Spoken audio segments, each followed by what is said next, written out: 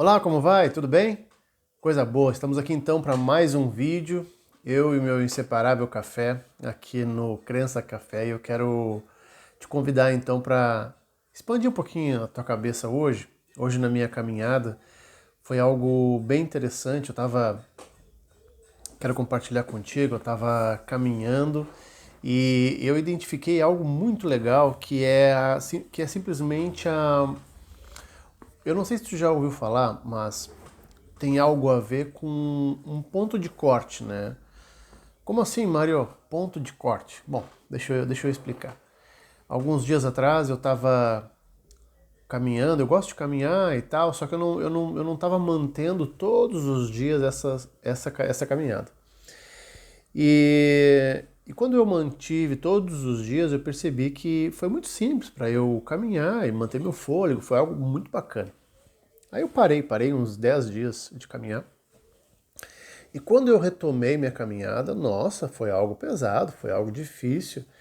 E eu comecei a perceber que tinha um padrão nas minhas caminhadas, que entre o segundo quilômetro e o terceiro quilômetro de 5 que eu caminho, que eu gosto de caminhar, eu identifiquei que tinha ali um momento onde eu começava a ficar muito ofegante, muito ofegante. Minha respiração ficava difícil, pesada, parece que o meu peito se fechava.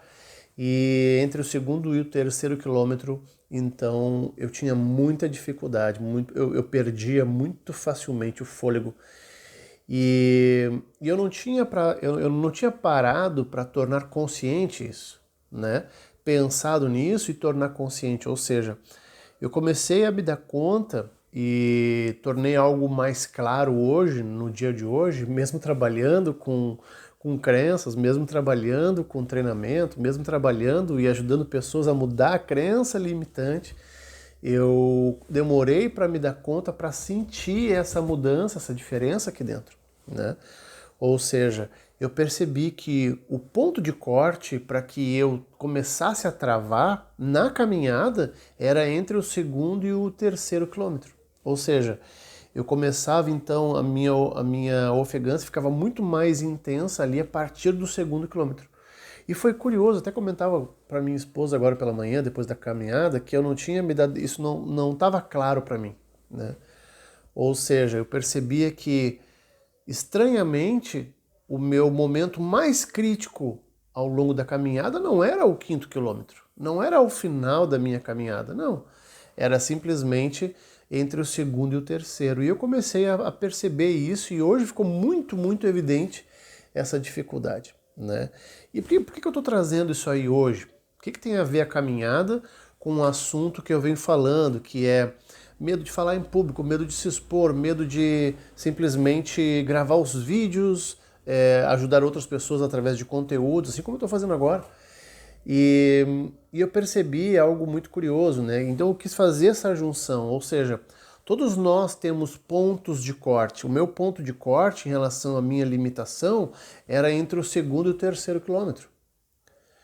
Metaforicamente falando, né? Porque não tinha nada que me impedia, a menos que não fosse uma crença, né? Então, assim como uma crença me travava a partir ali do segundo, entre o segundo e o terceiro quilômetro, causando mais ofegante, nada mais era que a minha mente tentando evitar que eu caminhasse, porque vamos combinar, não é algo natural. Você fazer exercício, fazer uma musculação, fazer uma dieta, não é algo natural, né? Inerente ao homem. Bem, na verdade, é algo oposto, né? Porque o ser humano, em essência, de forma inconsciente, ele quer se alimentar para não precisar ter que caçar comida e ele quer descansar para economizar energia. Então somos economizadores nato de energia. Mas o que isso tem a ver, Mário? Ainda não está claro para mim. O que isso tem a ver? O que esse ponto que tu está me trazendo, essa informação tem a ver com medo de se expor, medo de gravar vídeos, medo de simplesmente empreender? Bom, o ponto-chave é que todos nós temos um ponto de corte. Metaforicamente falando, todos nós temos um ponto que nos trava. Todos nós temos crenças que nos travam de seguir adiante. E foi algo muito curioso, porque enquanto caminhava, eu entrava em contato com essa minha limitação, a minha sensação ofegante, minha respiração ofegante, eu entrei em contato com essa respiração ofegante. E foi algo muito curioso, porque esse desconforto no peito, no corpo, estava querendo que eu parasse de caminhar. E isso ficou muito claro para mim. Eu que trabalho com hipnose, eu que trabalho com técnicas com a mente, eu consegui entrar em contato, consegui me dar conta disso. Então, isso é muito bacana. Quando eu entro em contato com essa parte da minha mente que quer que eu pare de caminhar para que eu economize energia, e eu consigo entrar em contato com essa parte, consigo dizer para ela que está tudo bem, com técnicas e ferramentas, claro, eu consigo entrar em contato com essa parte da minha mente, consigo dizer que está tudo bem, que isso é divertido, que isso é prazeroso e que isso também vai me ajudar, simplesmente essa parte ela desarma, ela simplesmente desarma e automaticamente, em 2, 3 minutos, eu começo a respirar de forma natural, o meu peito ele se abre, eu começo a caminhar de forma tranquila, aquele cansaço simplesmente desaparece e eu começo a caminhar normalmente, como se estivesse começando naquele exato momento. Minhas pernas soltam, relaxam, meu peito se abre, é como se os alvéolos se abrissem para respirar e eu simplesmente ganhasse fôlego naquele exato momento, percebe? Então tem algo aqui dentro que te para, tem algo aqui dentro que está te travando. E eu fiz um ponto, uma conexão com um livro que eu já li, que é muito bacana, eu até trouxe ele aqui para compartilhar contigo. E esse livro, se você não leu, vale muito a pena ler. Você gosta de ler? Não gosta de ler? Lê ele igual, porque vale a pena. Esse livro aqui é um livro de Napoleão Hill, A Lei do Triunfo, e confesso que eu demorei para ler todo ele. Confesso, não vou te enganar não. Eu demorei para ler, porque eu nunca fui muito conectado à leitura, fui me conectar depois que eu fiz as minhas formações em desenvolvimento pessoal e isso abriu para mim a possibilidade de gostar de leitura. Nunca gostei de leitura, sempre detestei leitura, sempre detestei estudar. Mas depois que eu fiz esse desenvolvimento, quando eu comecei a me dar conta que era importante para mim e para minha jornada, começou a fazer sentido para mim. E eu li esse livro e foi sensacional. E eu me lembrei de algo que é muito importante, que eu vou compartilhar contigo aqui, que são as hereditariedades. Olha só que bacana, né? Deixa eu ver aqui uma página que eu quero compartilhar contigo, que é muito curioso. E fez todo sentido, né, ao longo dessa caminhada. Lembra quando eu falei do ponto de corte? Né? Tem um trecho aqui que ele fala sobre a hereditariedade física e a hereditariedade social. Bom, eu não vou ler tudo isso aqui, vou falar alguns tópicos, tá? Para que você então se dê conta e se abra para a possibilidade de poder mudar, ok? E ele fala que todos nós somos dotados dessas hereditariedades físicas e sociais. Físicas, quando você então adota padrões físicos de pessoas próximas a você, por você conviver com elas, por você estar próximo, por simplesmente você querer ser igual a elas. Isso eu estou falando de forma inconsciente, tá? Ele não fala de forma inconsciente aqui, essa palavra é minha, mas eu sei que é de forma inconsciente, baseado em tudo que eu já estudei e já me preparei e também ensinei. E também tem a hereditariedade social, que é quando eu busco como modelo crenças de pessoas próximas a mim. Entende? Então é interessante você se dar conta que você então busca como modelo, assim como você modela comportamentos, você modela estruturas físicas, você também modela pensamentos, modela bem na verdade crenças, entende? Então esse é o meu recado aqui e eu quero compartilhar contigo as maiores crenças limitantes que são compartilhadas ao longo da humanidade, ok? E que isso é o maior motivo, são os maiores pontos de corte da humanidade. E é curioso isso, porque fez todo sentido com esse meu insight hoje mais cedo e por isso que eu vim todo eufórico para compartilhar contigo aqui. E eu quero que você se abra para isso, se abra para essa possibilidade, para essa informação, e que você veja de uma forma diferente. E que possa, quiçá até, colocar em prática de uma forma diferente, onde você sabe que todos nós, em alguma instância, temos essas crenças que foram compartilhadas conosco, enquanto criança. Quando na nossa infância a gente modelava, então, comportamentos de pessoas próximas, buscava como modelo comportamentos, buscava como modelo comunicação, buscava como modelo também estruturas físicas e também crenças. E uma das maiores crenças limitantes que nós herdamos das pessoas próximas a nós são, olha só que interessante, o medo da pobreza. Medo da pobreza. Então, quando a gente tem medo da pobreza, a gente não se expõe. Quando a gente tem medo da pobreza, a gente não arrisca. Quando a gente tem medo da pobreza, a gente não vai em busca do que a gente quer fazer. Entende? E fez todo sentido para mim, fez todo sentido. Mas, Mário, que conexão tu fez? Tu estava caminhando e veio tudo isso na cabeça? Sim, caminhei durante 1 hora, deu tempo para pensar em tudo isso e muito mais. E eu tenho outras ideias que eu vou compartilhar depois, mas que agora eu vou compartilhar então um resumo rápido aqui dessas crenças limitantes que são compartilhadas conosco, ok? E o medo da pobreza, então, ela te ajuda a travar diante de iniciativas que possam te fazer mudar de vida. Te travam diante de pensamentos criativos, diante de possibilidades que você simplesmente abre mão por ter medo da pobreza. Entende isso? Tá aqui. Não fui eu que escrevi isso. Tá aqui. Tá compartilhado.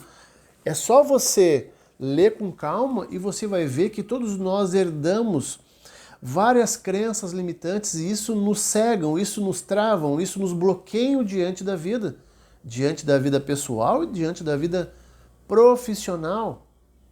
Entende? E se você tem um projeto, se você tem um curso, se você tem uma mentoria e quer ajudar pessoas, quer compartilhar, simplesmente já saiba que você herdou uma crença de pobreza, medo da pobreza. Você seja pobre ou não. Entende isso? E quando eu falo pobre, eu estou me referindo à questão capital, né? Não estou falando pobre de costumes ou, enfim, outras pobrezas. Estou deixando muito claro que aqui tem a ver com a parte de riqueza financeira, tá? Então, se você é rico financeiramente ou não, se você é pobre financeiramente, você herdou medo da pobreza. Mas, Mário, eu já sou pobre.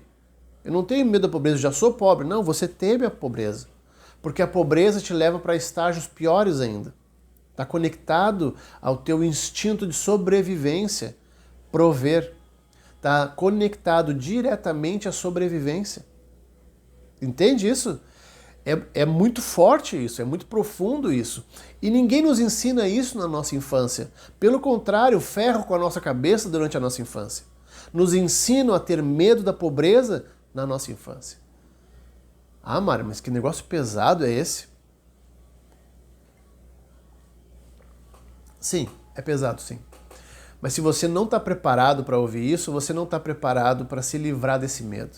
Se você não está preparado para me ouvir até o final, significa dizer que você não está preparado e você não vai mudar esse seu medo de ficar pobre, vai continuar agarrado a ele. Medo de arriscar, medo de tentar, medo de construir coisas novas, medo de criar coisas novas. Entende? Eu falo com esse empenho porque eu consegui me mudar, eu consegui vencer, me desvencilhar de boas crenças que me pesavam e me puxavam para baixo. Entende? Claro que não tem um botão que a gente vai lá e reseta todas as crenças limitantes. Óbvio que não. Isso é feito ao longo da vida, né? E eu aprendi que existem técnicas para isso. E graças a Deus eu aprendi essas técnicas. E graças a Deus eu consigo colocar em prática em mim essas crenças, essas técnicas, entende? Para que eu possa mudar essas crenças. Isso você precisa se dar conta. É possível mudar. Essa crença de que dinheiro não dá em árvore, essa crença de que temos que não podemos arriscar, essa crença de que eu vou criar coisas para quê? Será que eu vou arriscar? Será que eu vou tentar? E se eu falhar? E se eu errar? Entende? Arrisque, tente, construa, venda. Faz parte do jogo. Não existe nenhuma empresa que não trabalhe com vendas. Não existe nenhuma empresa que sobreviva se não vender. Faz parte do jogo. Entende? Arrisque. Tem novas... olha só que interessante, né? Tem mais medos aqui, né? Eu comecei pelo medo da pobreza. E vou falar mais alguns aqui agora. O medo da velhice. O medo da velhice. O ser humano trava por causa do medo da velhice. O ser humano trava. Essa aqui é bem ao encontro do que eu faço e do que eu falo, né? O medo da crítica. Tá aqui. Um dos maiores medos da humanidade. Só que esse livro aqui, A Lei do Triunfo, não foi construído baseado em inspirações, isso aqui não é um romance, isso aqui não é ficção, isso aqui é uma pesquisa que Napoleão Hill fez ao longo de 25 anos, pesquisando mais de 100 pessoas milionárias nos Estados Unidos e ao seu redor. Entende? E ele extraiu as melhores crenças, as melhores estratégias mentais e comportamentais de quem se tornou um milionário. Mas Mário, tu tá levantando a bandeira do milhão agora? Não, não é isso. O que eu quero te dizer é que antes deles se tornarem milionários, eles tinham comportamentos, eles tinham crenças, eles tinham uma mente diferente. Eles sabiam lidar com isso que a gente está falando aqui, os medos, eles sabiam lidar com isso. Essa é uma das diferenças, entende? É isso que nos separa dos grandes milionários. Entende isso? E o medo da crítica faz todo sentido. O medo da crítica. Aqui tem um dos medos que mais trava o empresário, o empreendedor digital ou empreendedor físico, enfim, o cara que trabalha com mercado, comércio físico, não importa. Medo da crítica social, da crítica familiar, crítica dos amigos. O medo da crítica, o ser humano trava quando se percebe julgado por outras pessoas. Ou você acha mesmo que eu não tinha medo de gravar vídeo assim como eu estou gravando aqui? Tomando meu café de uma forma bem tranquila, depois de uma caminhada, falando sobre... Entende? Eu travava porque eu tinha medo do julgamento. Quando a gente consegue trabalhar esse medo, consegue entender que esse medo nada mais é que uma crença limitante e que uma crença limitante que está aqui para nos proteger. Não quer o nosso mal. Ao fim e ao cabo, ela quer nos proteger, quer cuidar de nós, para que a gente não se arrisque, para que a gente não seja julgado, para que a gente não decepcione pessoas próximas, pessoas que a gente ama.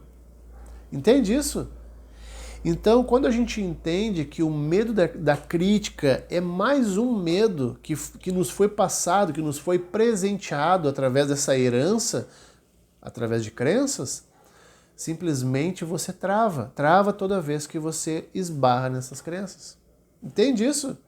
Então, se você trabalha com marketing digital, trabalha com, quer compartilhar o teu conhecimento através das redes sociais, através da internet, através de cursos, de mentorias, e você não consegue, porque teme as críticas, você vai continuar preso nisso. Isso é uma crença, e essa crença vai continuar pesando. Entende isso? É muito curioso como o ser humano se trava em relação a julgamentos. E deixa eu te fazer uma pergunta. Quem é que paga as tuas contas? Quem é que arca com os teus boletos? São as mesmas pessoas que te julgam? São as mesmas pessoas que te criticam? São as mesmas pessoas que você tem medo de julgamento, medo de críticas?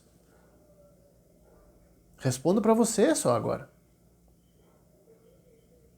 Depende de quem o seu negócio, depende de quem o seu curso, depende de quem a sua mentoria, o seu produto digital, o seu serviço. Entende? Pensa nisso. Eu demorei para me dar conta, eu demorei para cair na real. E eu precisei ouvir isso para que eu precisasse mudar. E eu precisei muitas vezes trabalhar internamente, de dentro para fora, para que isso então fizesse sentido para mim, para que eu conseguisse vencer isso. Entende? Ó, mais medos aqui, ó. O medo de perder o amor de alguém. Entende? Medo de perder o amor de alguém. Faz todo sentido. Medo da doença, medo da morte. Esses são os maiores medos que Napoleão Hill ele relata aqui nesse livro incrível, que onde tem 16 lições práticas. Esse livro é um curso, se você quiser uma hora, eu não vendo livros, né? Não estou fazendo propaganda aqui para vender livros, e sim só para compartilhar o quanto ele me ajuda a ter insights bacanas para eu continuar trabalhando e poder seguir em frente. E como me ajudou a mudar aqui, ó. Aqui, ó. Entende isso? Eu acho que todos nós viemos para uma missão, nós temos o nosso propósito de vida. Todos nós. Se você não encontrou o seu ainda, construa. Se você não achou, construa. Construa o seu propósito. Qual é o seu propósito de vida? Está perdido? Você está perdida? Não sabe o que fazer? Não sabe? Entende? E enquanto você não se conectar com o seu propósito, enquanto entenda que o seu propósito é ajudar não só você venceu algo aqui dentro e você pode compartilhar com alguém. No final das contas, viemos para servir, viemos para ajudar outras pessoas. Entende isso? Fica claro isso para ti? Se você entendesse que isso que eu estou falando aqui é basicamente um curso, é basicamente uma aula de um curso meu. Entenda que isso que está acontecendo aqui é alguém que conseguiu trabalhar muitas situações limitantes, conseguiu mudar muitas crenças para poder estar aqui hoje, e que assim como é possível comigo, também é possível com você. Entende isso? Eu fiz questão de gravar isso e dessa forma, como eu estou fazendo aqui, para que você se dê conta que é possível para você. Você também é capaz. Todos nós temos. Nós temos o mesmo aparelho aqui dentro, a mesma máquina aqui dentro, com a mesma capacidade de qualquer uma pessoa da face da Terra.